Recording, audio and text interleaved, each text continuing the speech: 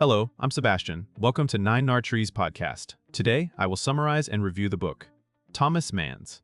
The Magic Mountain is a landmark modernist novel that follows Hans Castorp, a practical young engineer who visits a cousin in a Swiss sanatorium and becomes drawn into its rarefied world. What begins as a short stay stretches into years, as the mountain setting turns into a self-contained stage where illness, leisure, and intellect mingle. Mann uses the sanatorium as a metaphorical laboratory for European society on the eve of World War I, exploring how time, culture, politics, and desire can reshape a person's inner life. The book moves between sharp satire and philosophical seriousness, blending social observation with long conversations that test competing worldviews. Its pace is deliberate, inviting readers to experience the strange elasticity of time in an environment cut off from ordinary responsibilities. The Magic Mountain rewards patience with a richly textured portrait of education through experience, where ideas are lived and argued, not merely discussed. I will give you key takeaways from this book. Firstly, a sanatorium as a mirror of Europe. The Berghof Sanatorium functions as more than a setting. It is a compressed model of pre-war European civilization. Patients arrive from different nations and social classes, carrying with them assumptions about status, morality, and progress.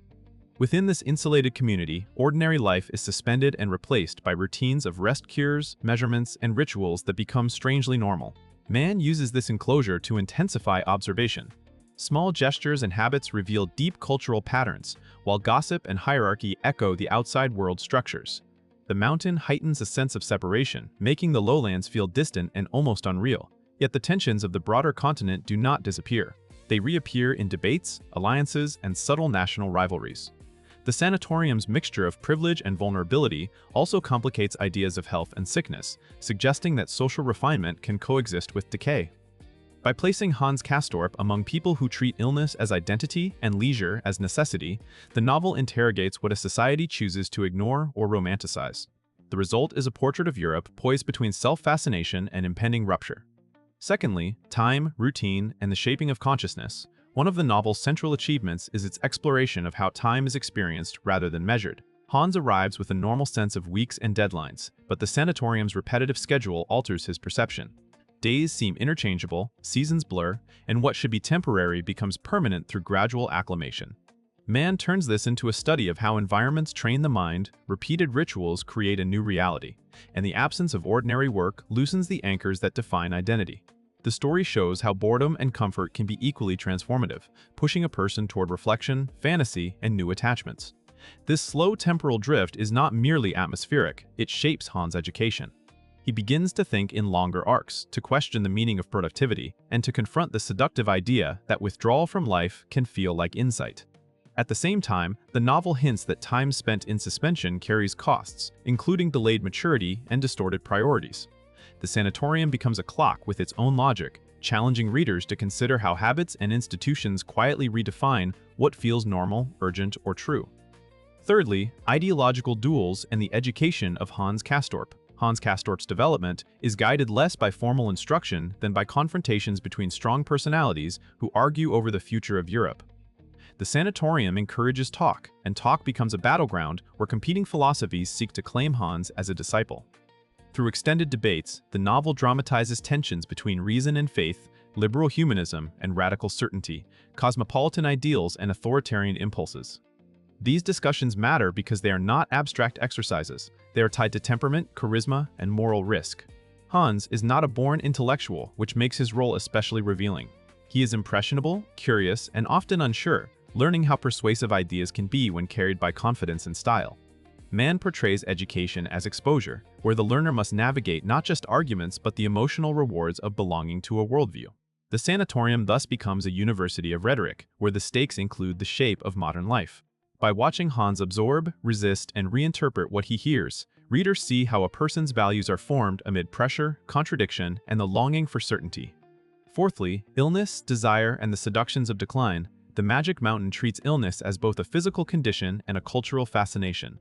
In the Berghof, sickness can confer status, provide narrative, and justify withdrawal from responsibility. Mann examines how easily an atmosphere of medical attention and refined leisure can turn decline into something alluring. For Hans, the presence of fragility intensifies emotion.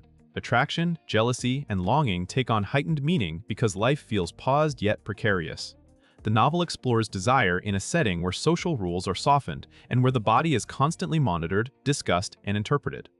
This creates an unusual blend of intimacy and distance. People reveal private details while remaining enclosed in their own routines. Mann also probes the ambiguity of sympathy, showing how care can become spectacle and how self-awareness can become self-indulgence. The boundary between genuine suffering and cultivated identity is repeatedly tested. By linking eros and morbidity, the book suggests that modern sensibility can romanticize decay, mistaking it for depth or sophistication. This thematic thread challenges readers to consider how cultures aestheticize weakness and how individuals may collude in their own stagnation when it feels meaningful or safe. Lastly, satire, symbolism, and the approach of catastrophe. Although much of the novel unfolds in conversation and routine, an undercurrent of historical inevitability grows stronger. Mann balances satire of bourgeois habits with symbolic weight, using the mountain as a space where Europe seems to be dreaming while danger accumulates below.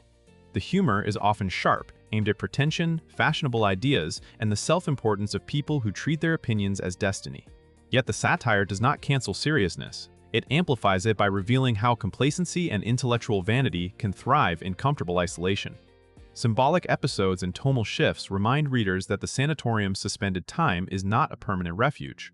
The outside world continues moving toward conflict, and the insulated community cannot ultimately escape history.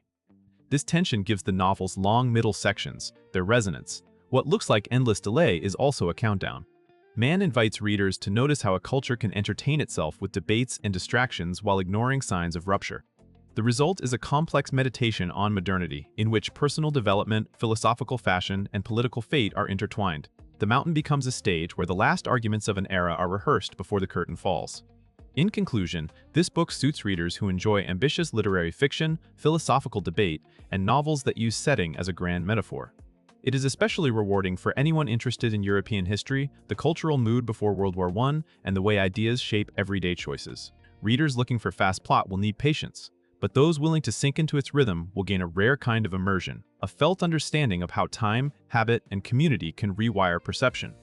The Magic Mountain can benefit a reader's life by sharpening attention to the hidden forces that influence beliefs, from persuasive personalities to comfortable routines that quietly delay growth.